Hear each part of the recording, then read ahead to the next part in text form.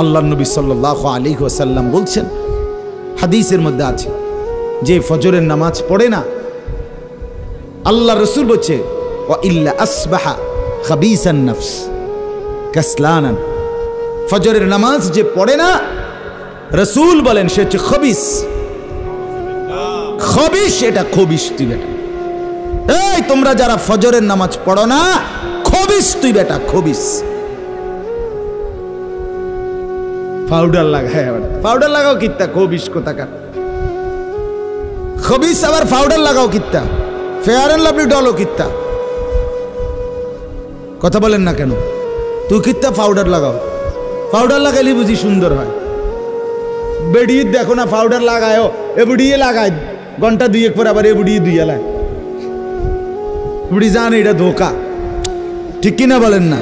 এটা যে ধোকা, নাহলে এ বুড়ি ধোকা। মেকআপ বক্স ধোকা আবার লাগাইয়া সেটা, এটা ধোকা, এটা আসল না, এটা নকল।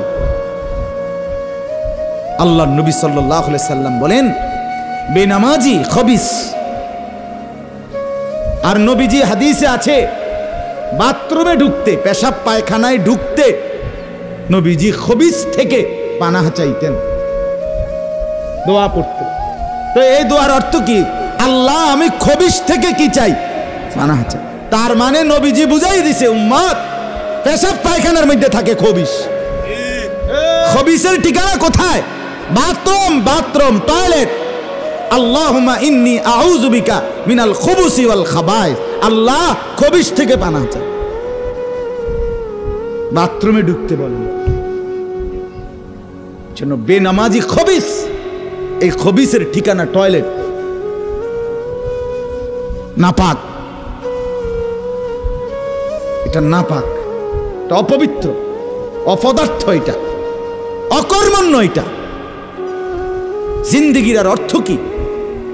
জীবন মানে খানা, জীবন মানে ঘুম, জীবন মানে লজ্জাস্থানের চাহিদা পূরণ, যৌন চাহিদা পূরণ, এই তিন জিনিস। তাহলে কুকুরের সাথে, বিড়ালের সাথে, গরু ছাগলের সাথে তফাৎ কি? ওই প্রাণীগুলোও তো খানা, ঘুম এবং যৌন চাহিদা পূরণ করে কিনা? কথা বলেন না কেন? কুকুরের ছাও আছে কিনা? তো কুকুর বিড়াল খায় কিনা? কুকুর বিড়াল ঘুমায় কিনা? তো তোমার সাথে তফাৎ কি? বেনামাজি বলে সেজদা নাই যার কপালে। আমনের লগে জানোয়ারের পার্থক্য কোথায়? আমনে খারাইয়া কোনছে ভিডিও করুক, আমনে কোন? হ্যাঁ হ্যাঁ বলেন, এখন বলেন, আমরা শুনি, এনে 10 জনে বিচার করুক। পার্থক্য কোন? আপনার সাথে জানোয়ারের তফাৎ কি? ছেলেরা বলো বাবা, তোমরা যারা মাগরিবের নামাজ পড়ো নাই, হ্যাঁ, লজ্জা কোথায় তোমাদের? শরম কোথায়? এই বেহায়া, কোন লজ্জায় আল্লাহর জমিনে চোখ তুলে তাকাও? হ্যাঁ, নির্লজ্জ। ছি ছি ছি ছি। মুসলমান এত আত্মমর্যাদা বোধহীন হয় কিভাবে? মালিককে চেনে না, বানানেওয়ালাকে চেনে না, গোলামি বোঝে না, সেজদা দিতেও মন চায় না। মুসলমান এত পাষাণ হয় কেমনে?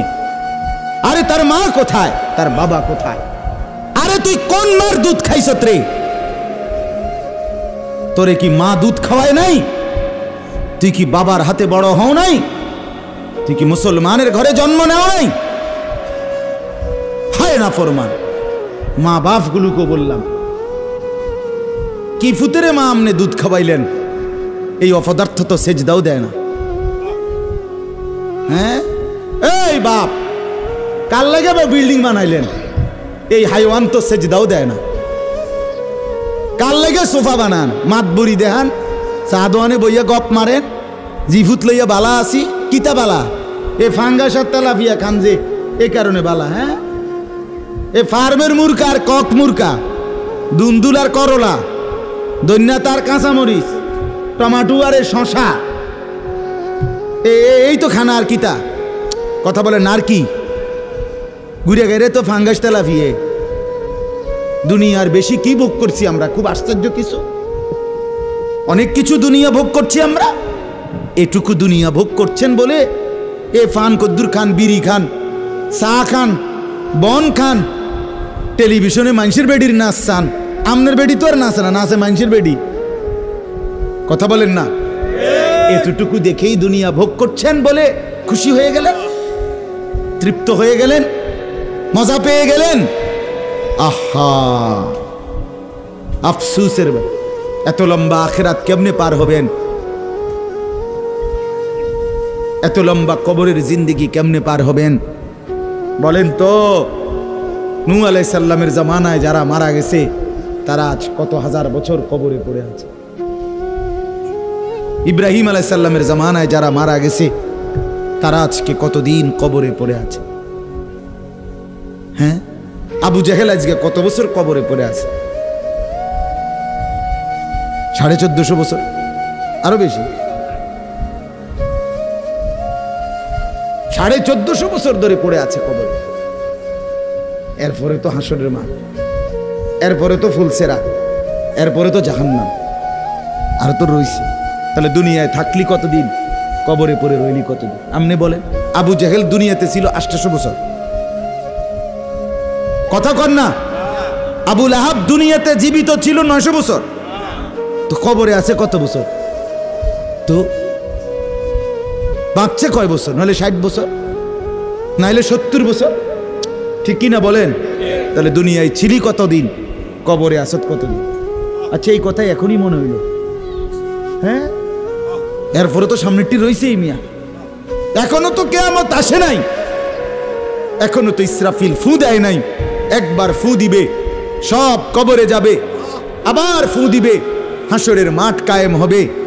আবার হাসরের মাঠের একদিন, খোদার কসম এই কোরআনে আল্লাহ বলছে, হাসরের ময়দানের এখন একদিন, প্রতি একটা দিন কয় ঘন্টা?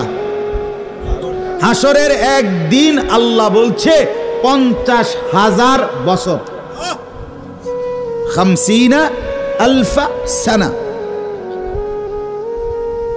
50,000 বছর। হাসরের ময়দানের পুরা সময় না, একদিন, একদিন। পুরা হাসরের মাঠ কতদিন সেটা আল্লাহই জানে। প্রিয় বন্ধু আমার, নষ্ট হয়েন না।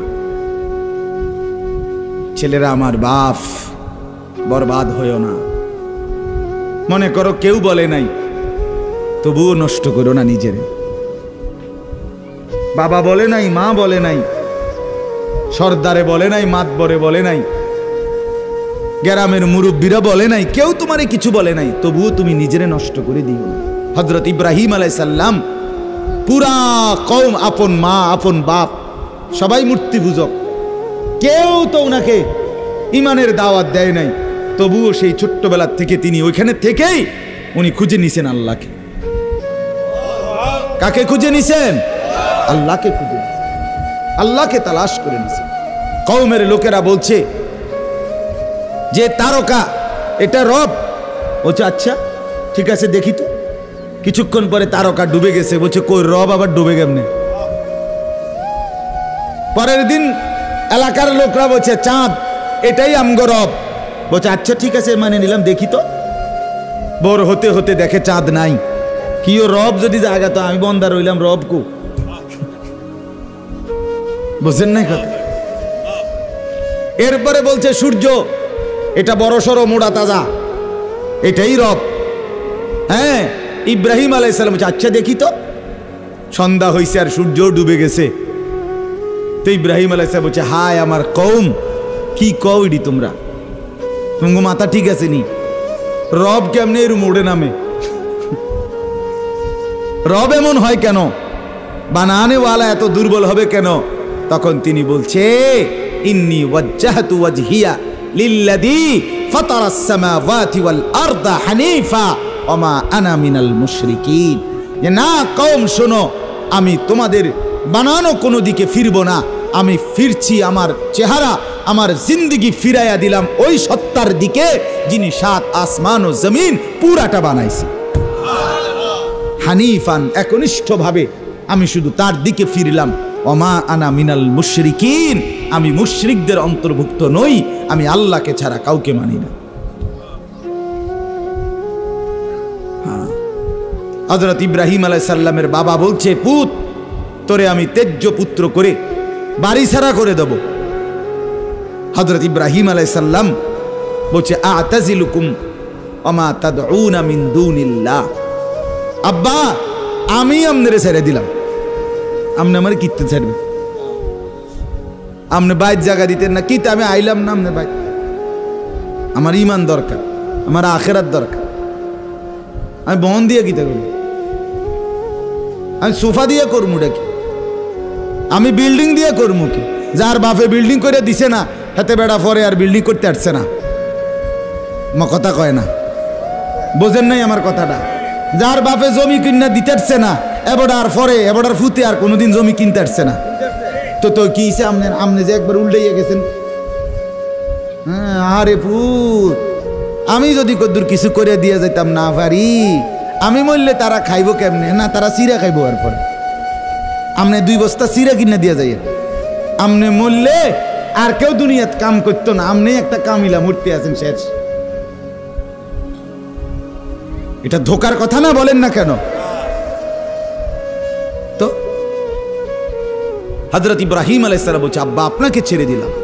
ওমা তাদউনা মিন দুনিল্লাহ, আল্লাহকে বাদ দিয়ে যে আপনি যাকে ডাকেন সেই মূর্তি, আল্লাহকে বাদ দিয়ে যেগুলোকে আপনি ডাকেন, বাপ আমি এগুলোকেও ছেড়ে দিলাম। এবার ইব্রাহিম নবী বললেন, ওয়া আদউ রাব্বি, আমি শুধু কেবল আমার রব আল্লাহকে ডাক দিলাম। গোটা দুনিয়া ছেড়ে দিলাম বাপ, সংসারও ছেড়ে দিলাম বাপ, আপনি মা বাবার মায়াও ছেড়ে দিলাম, আমি শুধু আমার আল্লাহকেই ডাকলাম। আসা আল্লাহ আকুনা বিদুআই রাব্বি শাকিয়া। এবার ইব্রাহিম নবী বলেন, আব্বা আমি বিশ্বাস করি আমার ওই এক আল্লাহকে ডেকে কেউ কোনোদিন বঞ্চিত হয় না। মাখলুককে ডেকে হেরে যায়, নেতা ভুলে যায়, কর্মীও ভুলে যায়, মা বাপও অনেক সময় রাগ করে, মা বাপ অনেক সময় ভুলে যায়, সন্তানও মা বাপকে ভুলে যায়, সবখানে হইতে পারে এমন, কিন্তু আমার আল্লাহকে ডেকে কেউ এমন হয় না যে বঞ্চিত হয়। আল্লাহকে বান্দা যখন জমিন থেকে ডাক দেয় আল্লাহ রব্বুল আলামিন সাথে সাথে বলে লাব্বাইক ইয়া আবদি, আমার বান্দা আমি হাজির, বল না বান্দা কি দরকার। বান্দা আবার বলে আল্লাহ, আল্লাহ আবার বলে লাব্বাইক, আছি তো বলো না।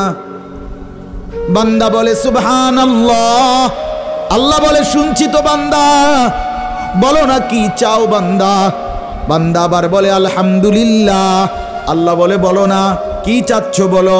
আল্লাহু আকবার, বলে আবারও বলছি কি চাচ্ছ বলো না, আমি তো শুনতেছি, আমি তো আছি বান্দা।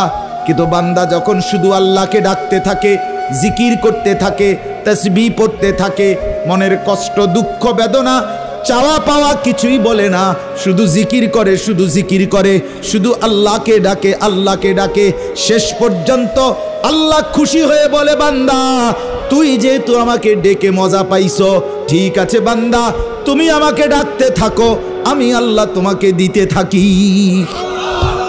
কি লাগবে আমি তো জানি, তোর বিবি অসুস্থ আমি কি জানি না, তোর ছেলে বিদেশে অসুবিধায় আছে আমি কি জানি না, কথা বলেন। তোর যে শরীরের সমস্যা আমি কি এটা জানি না, আমি তো সব জানি, কোথায় তোর কোন মুসিবত। আল্লাহর আড়ালে কি কিছু হয়, আল্লাহর গোপনে কি কিছু হয়, তাই না? আল্লাহর ইচ্ছা ছাড়া কি কিছু হয়? এজন্য মোবাইলের কথা বলতে গিয়ে এতগুলোর কথা লম্বা বললাম।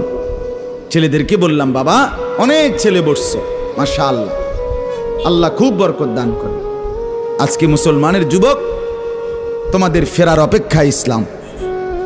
তোমরা যদি নামাজি না হও, চরিত্রবান না হও, জীবনটা যদি নারীর পিছনে আর ছবির পিছনে, নর্তকীর পিছনে আর উলঙ্গ ছবির পিছনে, মদ জুয়া জিনা ব্যভিচারের পিছনে শেষ করে ফেলো, এই চোখের দৃষ্টি, এই নজর, এই চোখের দৃষ্টি, এটা যদি নষ্ট করে ফেলো গুনাহ দেখতে দেখতে, নাপাক ছবি দেখতে দেখতে, তো তোমরা নিজের জীবনই ভালো বাঁচবা কেমনে, ইসলামের জন্যই লড়বা কেমনে? আর মুসলমানের যুবক যদি হেরে যায়, মুসলমানের যুবক যদি পড়ে যায়, তো দ্বীনের জন্য জানবাজি রাখবে কে? এই বুড়ারা, 60 বছর 70 বছরের বুড়া, এবড়া আর দৌড়তে পারবো? এবড়া দোয়া না করবো? কথা বলেন না কেন? মুরব্বীরা কি করবে? কলিজা ছিঁড়ে দোয়া করবে। অতএব আমি আপনাদের কাছে এতক্ষণের কথার মূল একটা উদ্দেশ্য, আমি 2টা আয়াত পড়ছি, এই আয়াতের আঙ্গিকে কথাটা বলার জন্য বলছি। আজকে আমরা গুনার মধ্যে সবচেয়ে বেশি, বহুভাবেই আমাদের মধ্যে গুনাহ আছে, বাকি এই নজরের গুনাহ আমাদের সবচেয়ে বেশি। কিসের গুনাহ বলেন না? নজরের। আমাদের চোখ নিয়ন্ত্রণ হারা, বাঁধন হারা। আমাদের যুব সমাজ, ছেলে মেয়ে, তাদের পুরাটা চোখ তারা মোবাইলকে দিয়ে দিচ্ছে। ওই যে আগে যে শুনছি যে স্বেচ্ছায় চক্ষুদান করত, কথা বুঝছেন না কথা? হ্যাঁ, মরণোত্তর চক্ষুদান। এই মরণোত্তর চক্ষুদান না, জীবিত চক্ষুদান। ওই দেখেন, ওই দেখেন, ইয়া দেখো, ওই মোবাইল কার হাত, এতে সাইজ হলো ট্যাবলেট সাইজ, তার থেকে তার মোবাইল বড়। যেই অপদার্থ তার হাতেই মোবাইল দিছে, ওই সবচেয়ে বড় অপদার্থ। ওইটা একেবারেই অপদার্থ। সে যদি ভাই হয় তো ভাই অপদার্থ, বাপ যদি হয় ওইটা অপদার্থ বাপ। এই সন্তান নষ্ট করার সবচেয়ে বড় দায়ী আপন গার্জিয়ান। মা বেডি 2 বছরের বাচ্চাটারে বড় মোবাইলটা দিয়ে দিছে, তুই টিভিটা, তুই তাবু ডিস্টার্ব করিস না, আমি সাইজ দিয়ে আসি ড্রেসিং টেবিলে, এবুডি পাউডার ডলে, হেতে মোবাইল টিপ। কথা বুঝেন নাই? ও বেডি হিন্দি সিরিয়াল দেখে টেলিভিশনে, হ্যাঁ, হিন্দি সিরিয়াল দেখে, ইন্ডিয়ান সিরিয়াল দেখে, কি দেখে? মনোযোগ দিয়ে দেখে। হিন্দি সিরিয়ালের সবগুলোর মূল বৈশিষ্ট্য হলো স্বামী স্ত্রীর ঝগড়া, শাশুড়ির থেকে জামাইরে কেমনে আলাদা করতে হবে, দেবর ননদের কেমনে স্বামীর থেকে বিচ্ছিন্ন করতে হবে, মানে সংসার কিভাবে তছনছ করবে, এটা হলো ওই বেঈমানদের সবচেয়ে বড় ষড়যন্ত্র। সবগুলোর বৈশিষ্ট্য এটা। মহিলারা এইটা দেখা বিবাহের পরে 6 মাসও একসাথে আর থাকতে চায় না। 6 মাসও না। বেডির সিদ্ধান্ত, মরি আর বাসি, তে বেড়ারে তার বাপ মার থেকে আলাদা করুন। জীবনের সাধনা এটা। হায় হায়, লানত, অভিশাপ ওই নারীর প্রতি, যে নারী তুমি বেটি তোমার একটু সুখের জন্য স্বামী বেচারাকে আলগা করে লাইলা। তুমি তো কিছুক্ষণের সুখ হয়তো পাইবা, কিন্তু এই স্বামী মা বাবার নাফরমানির কারণে এই ছেলেটা তারে তো চিরদিনের জন্য জাহান্নামী বানাই দিল। মা বাপ যদি কষ্ট পায়, আহাজারি করে, মা বাপের কলিজার মধ্যে যদি ব্যথা লাগে, তো এই সন্তান জাহান্নামী হবে না? বলে। এজন্য আমরা প্রত্যেকেই এই কথাটা বলতেছিলাম, আজকে আমাদের সবচেয়ে বড় গুনাহ আমাদের ছেলেদের, আমাদের মেয়েদের, আমাদের নারীদের, আমাদের পুরুষদের, আমাদের জওয়ান, আমাদের বুড়া, আমাদের যুবতী, আমাদের বৃদ্ধা, সবার একটাই বড় রোগ। আমরা চোখ অনিয়ন্ত্রিত। বুড়া মানুষও টেলিভিশন চায়, বুড়া চাচা বাঁকা হয়ে গেছে, কাশে বেরামে ধরে গেছে, কিন্তু এবার টেলিভিশন সাউন্ড, বেডির সাউন্ড, চা দোকানে নাচ গান দেখার অভ্যাস ছোটে নাই। এমন অভ্যাস আছে কিনা বলেন না? যার নাই হেবড়া রাগ না হইলে ভালো। আর যে বেটা রাগ হইলে, আপনার এই অভ্যাস থাকলে, আপনার রাগ হইলেই কি আর আসলেই কি। অতএব নজর নিয়ন্ত্রণ করা চাই, নজর হেফাজত করা চাই, নজর সুন্দর করা চাই। অতএব আমার বাপ, আমি আপনাদের কাছে কোরআনুল কারীমের এই 2টা আয়াতের তরজমা শুনাইতে চাই। এটা পুরুষদের জন্য, নারীদের জন্য। উভয়টা। একজন মুসলিম পুরুষ, তার ব্যাপারেও আল্লাহর হুকুম, একজন মুসলিম নারী, তার ব্যাপারেও আল্লাহর হুকুম। উভয়কে আল্লাহ তাআলা বলছে চরিত্রের হেফাজতের জন্য সবচেয়ে প্রথম শর্ত, 1 নাম্বার দৃষ্টি হেফাজত। কোনো মানুষের চরিত্র সুন্দর কিনা এটার প্রমাণ তার নজর ঠিক কিনা। আমরা ওই কথা শুদ্ধ কয়, ফ্যান ফিনছে, শার্ট গাও দিছে, স্প্রে লাগাইছে, কথাবার্তা এমনি কুয়াইয়া কয় জি জি জি আঙ্কেল কেমন আছেন, ভালো আছেন, আর মাশাআল্লাহ দেখছুনি ও ভদ্র ভদ্র বাইয়া পড়তে আছে একবারে। না না না না, 1 নাম্বার পবিত্রতা, সুন্দর উত্তম আখলাক, সৎ চরিত্রবানের 1 নাম্বার বৈশিষ্ট্য হলো যে যার চক্ষু নিরাপদ, যে চোখ নিরাপদ রাখে। 1 নম্বরে আল্লাহ তাআলা বলেন। আর চূড়ান্ত হলো যে নিজের লজ্জাস্থান হেফাজত করে।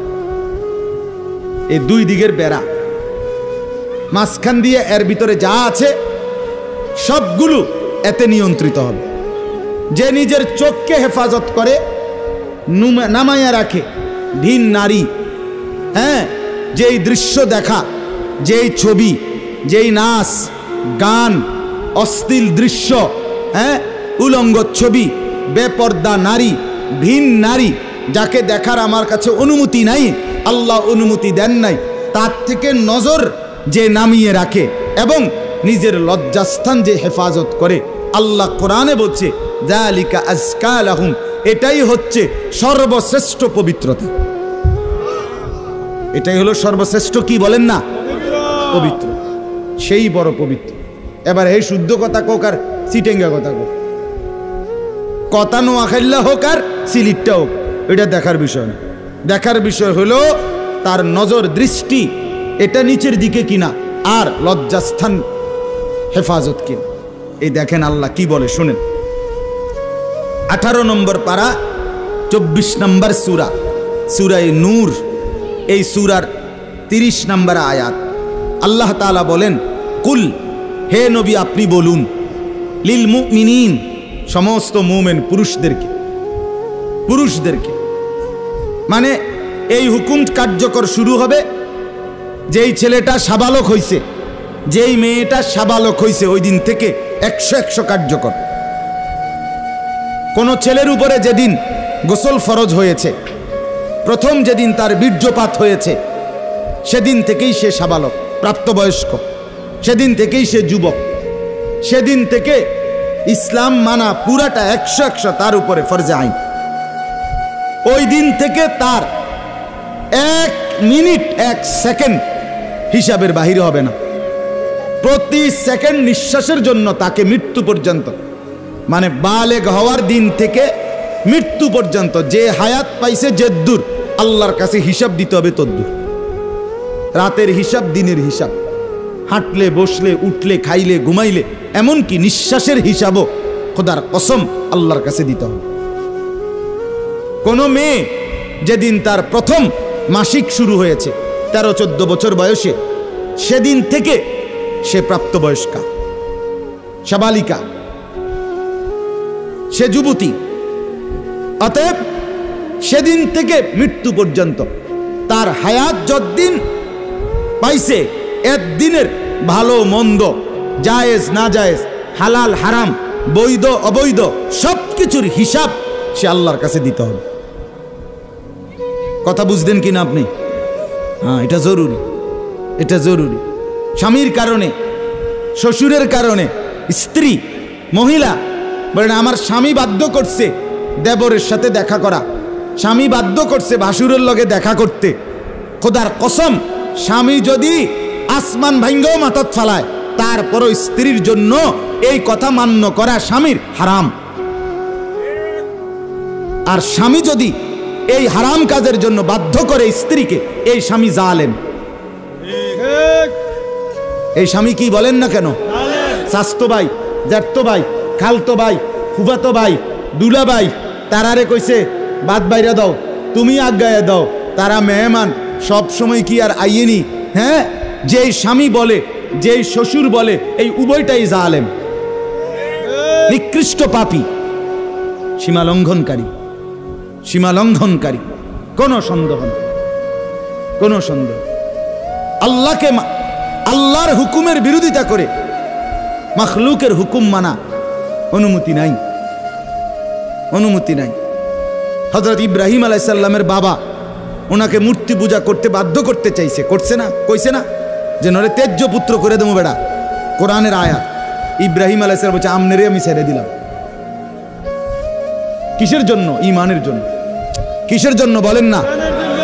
ওয়া ইন জাহাদাকা আলা আন তুশরিকা বি মা লাইসা লাকা বিহি ইলমুন ফালা তুতি'হুমা ওয়া সাহিবহুমা ফিদ দুনিয়া মা'রুফা।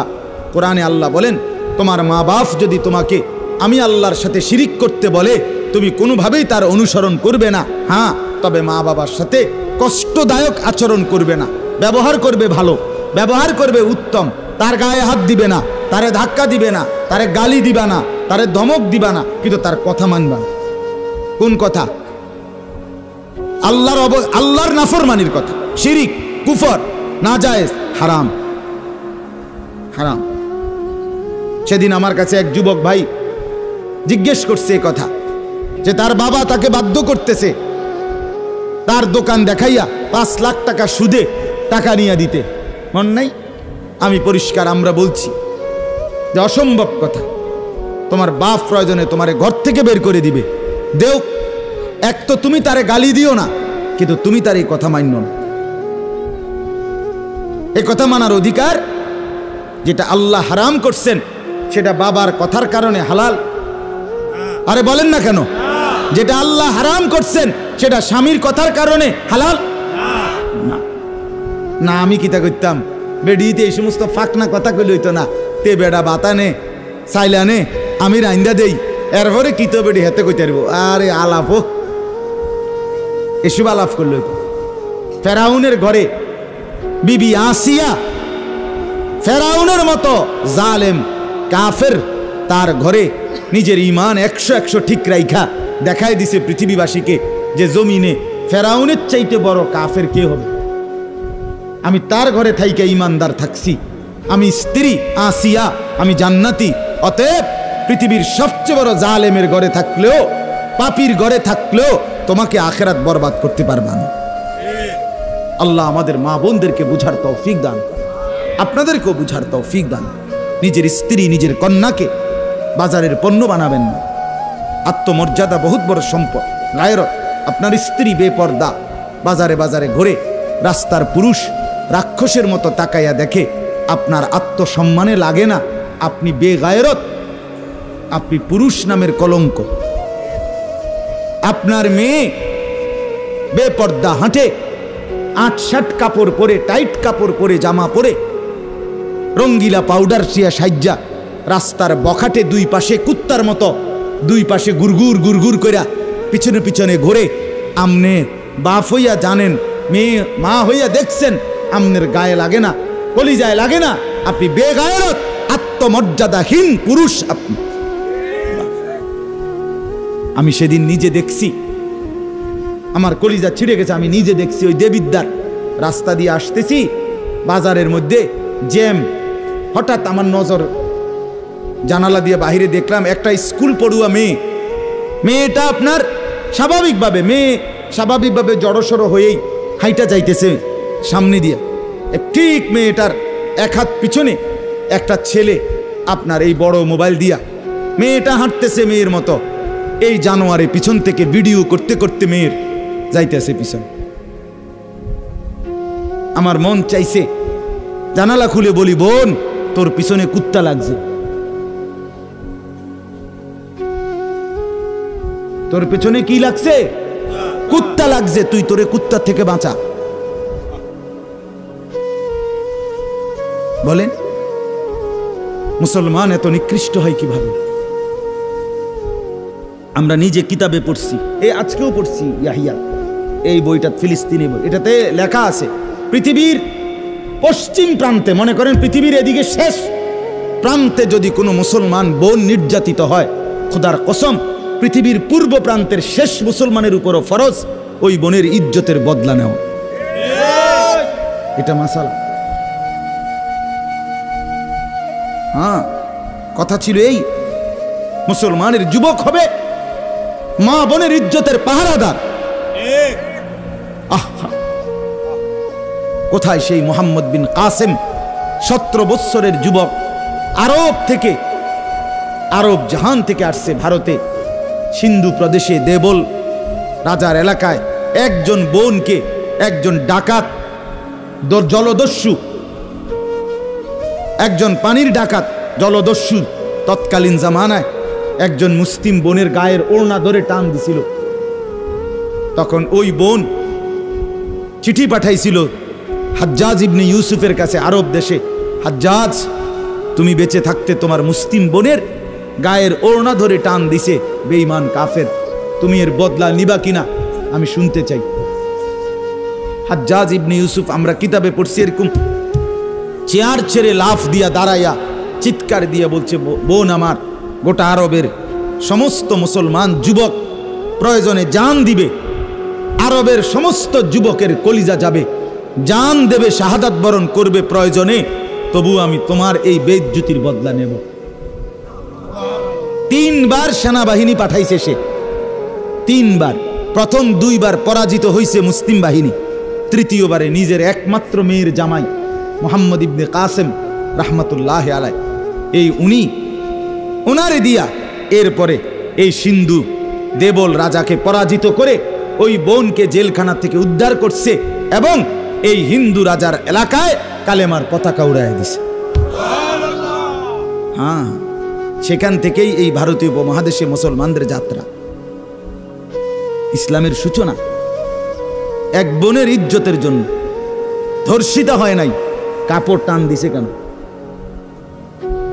খলিফা মুতাসিম বিল্লাহ, এক ইহুদি, খলিফা মুতাসিম বিল্লাহ মুসলমানদের একজন খলিফার নাম উমাইয়া খলিফা, ওনার আমলে একজন মহিলা ইহুদিদের এলাকায় গেছিল বাজারে, পর্দানসীন বোরখাওয়ালা নারী।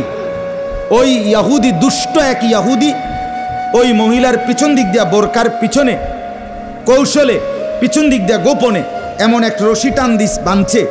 রশি বাঁধ দেওয়ার কারণে মহিলা যখন সামনের দিকে আগাইছে, তখন এই রশির টান লাগাতে মহিলার বোরকা উঠে গেছে উপরের দিকে সামান্য, উনি পড়ে গেছে।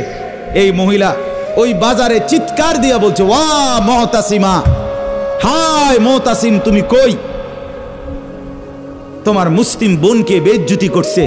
সাথে সাথে খলিফা মুতাসিম বিল্লাহ পুরা বাহিনী নিয়ে আইসা ওই ইহুদি অঞ্চল পুরা জ্বালায় ফেলছে। কথা ছিল এই, বা কথা ছিল এই, রক্ত আর আমাদের গায়রত আর আমাদের হারিয়ে ফেলেছি। পরের মেয়ে দেখতে দেখতে, পরের নারী দেখতে দেখতে, টেলিভিশন দেখতে দেখতে, নিজের বিবি বাচ্চারও লাগাই দিছেন, নিজের ঘরে টেলিভিশন চাইতো, নিজেও বইয়া বইয়া সাদো আনে বেডি চান, টেলিভিশন চান, ফুতেও সারা রাত সারা দিন সমবয়সী ফুলানের লগে হাইটটা মোবাইলে ছবি চায়, তো সমাজ গড়বে কে? পরিবার নিরাপদ থাকবে কেমনে? কথা বলেন না কেন? বুড়ারাও সাদো আনে, বেডি তো ঘরের টেলিভিশনে, ফুলা ফাইনে মোবাইলের আড্ডায়, তো মানুষ চরিত্রবান হবে কিভাবে?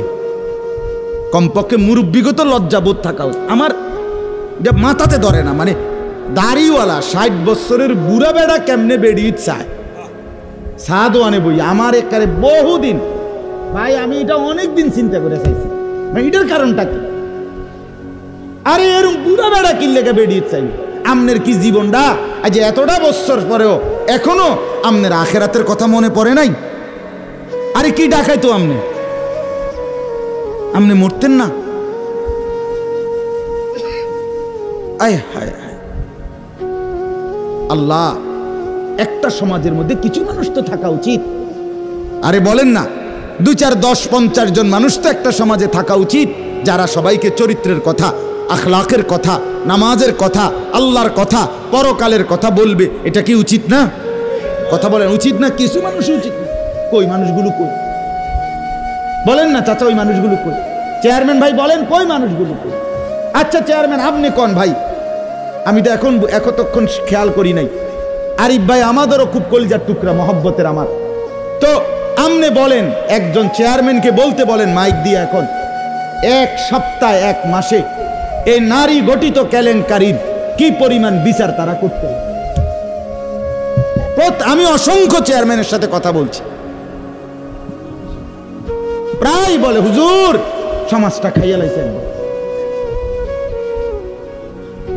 এই যে বলতেছে এটাই বেশি চরিত্রহীনতার সয়লাভ। আহারে নারী, বেচারা স্বামী 16 বছর বিদেশ করছে, হায় রে কলজা ফাটা তার কষ্ট।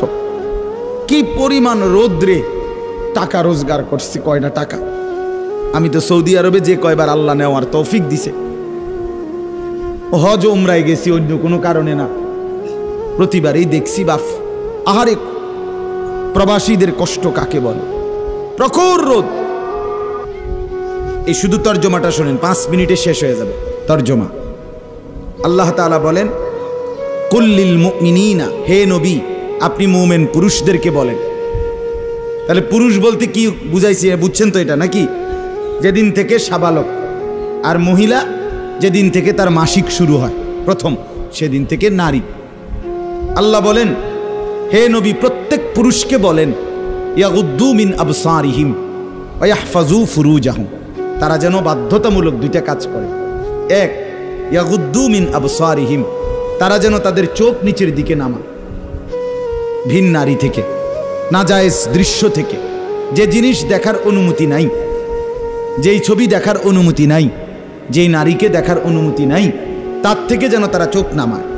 ওয়া ইয়াহফাজু ফুরুজাহুম, এবং প্রত্যেকটা মুমিন যেন নিজের লজ্জাস্থানকে হেফাজত করে। নিজের লজ্জাস্থান হালালভাবে অনুমোদিত ছাড়া, স্বামী স্ত্রীর পবিত্রতা ছাড়া অন্য কোনো ক্ষেত্রে নিজের লজ্জাস্থানকে হারামভাবে যেন ব্যবহার না করে। নিজের হাত দ্বারা কোনো অবৈধ কাজ যেন না করে, নিজে পুরুষ যেন কোনো অবৈধ নাচ না করে, বিন নারীর সাথে যেন নিজের লজ্জাস্থানের জিনা বেবিচার, যেন অসভ্যতা অশ্লীলতা এমনটা যেন না করে। আল্লাহ বলেন যালিকা আযকা লাহুম, কি হবে এতে? আল্লাহ বলে এটাই হবে সর্বশ্রেষ্ঠ পবিত্রতা। এটাই কি বলেন না? সর্বশ্রেষ্ঠ পবিত্রতা।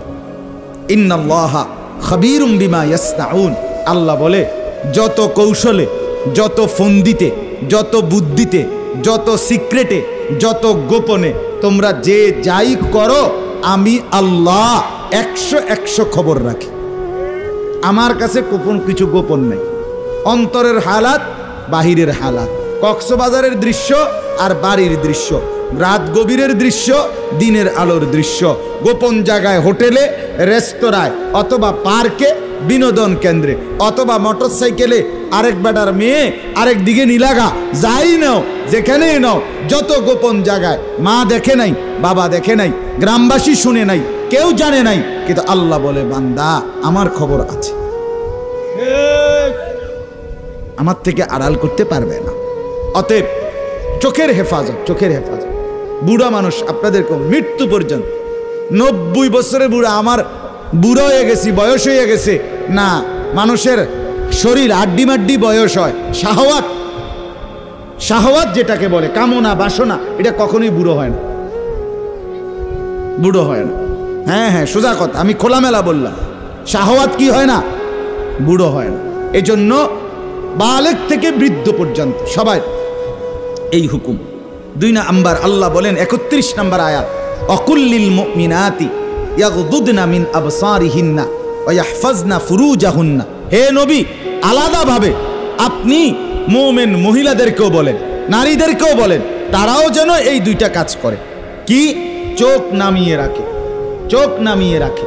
কোনো নারী যেন রাস্তার পুরুষ, ভিন পুরুষ, যাদেরকে দেখার অনুমতি নাই, এই যে দেবর, এই যে ভাসুর, চাচাতো ভাই, মামাতো ভাই, ফুফাতো ভাই, খালাতো ভাই, দুলা ভাই, এরকম মানুষগুলো যাদেরকে দেখার অনুমতি নাই, রাস্তার পুরুষ যাদেরকে দেখার, চোখ ফেলার অনুমতি নাই, তাদের থেকে যেন চোখ নামিয়ে রাখে।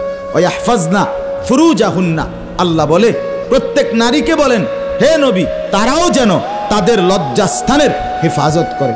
এক নারীর সতীত্ব, তার ইজ্জত, তার সম্ভ্রম, এটাই তার জীবনের সবচেয়ে বড় সম্পদ। যে নারী সতীত্ব হারা, যে মেয়ে ইজ্জত হারা, তার জীবনে আর 2 পয়সার কোনো মূল্য নাই। জন্তু জানোয়ারের কোনো মূল্য থাকতে পারে, কিন্তু এই বেহায়া, বেশরম, লজ্জা হারা, ইজ্জত হারা, যেটা যদি কেউ ধর্ষিতা হয় নাই কিন্তু পর পুরুষের সাথে অবৈধ সম্পর্ক করে, হারাম প্রেম করে, ভিন পুরুষের সাথে নিজের ইজ্জত নষ্ট করেছে, নিজের চরিত্র নষ্ট করেছে, খোদার কসম তার 2 পয়সার কোনো মূল্য এই সমাজে, দুনিয়াতে, আখেরাতে কোথাও না। সে ঘৃণিত, সে লাঞ্ছিতা নারী, এটার আর কোনো মূল্য নাই। এই জন্য বিবাহ বহির্ভূত প্রেম করার পরে, বিবাহ করার পর এই বিবাহ আর টেকে না। আমার কাছে বলি, হুজুর কি গভীর সম্পর্ক ছিল, এখন বিয়ে করলাম, 8 মাস না যাইতেই সংসারটা জাহান্নামের টুকরা হয়ে গেছে। আমি বললাম মূল কারণ হইল বিয়ার আগে আমনও হেবুডির কোনো দোষ ধরেন নাই, হেবুডিও আমনের কোনো দোষ ধরেন নাই, শুধুই কেবল ভালোই বাসছেন, কিচ্ছু আর কোনো ত্রুটি দেখেন নাই। তুমি না খুব ভালো, ও না এত ভালো, এটি তো ছিল আগে, যে সময় আপনি বালা বালা খাওয়াইছেন, চটপুটি, নুডলস, তারপরে বিভিন্ন বার্গার, এই সময় তো আরামে কথা কইছে। এখন যখন বিবাহ হয়ে গেছে, সংসার শুরু হয়েছে, এখন নুনের মধ্যেও দোষ, চিনির মধ্যেও দোষ। নুনও আগের মতো কড়া লাগে না, চিনিও আগের মতো মিঠা লাগে না। কথা বুঝেন না? এখন ভালোবাসা ঠুস। ভালোবাসা কি? এজন্য আল্লাহ বলেন, নারীকে বলেন নজর নামাইতে এবং নিজের লজ্জাস্থান হেফাজত করতে, বাকিটা অন্য কোনো দিন। আল্লাহ তাআলা আমাদের প্রত্যেক পুরুষ নারী, যুবক যুবতী, জওয়ান বুড়ো প্রত্যেককে নিজের চরিত্রের সৌন্দর্যের জন্য চোখ দৃষ্টি নামানো এবং লজ্জাস্থান হেফাজত রাখবার তৌফিক দান করেন। আল্লাহ তাআলা কবুল করেন।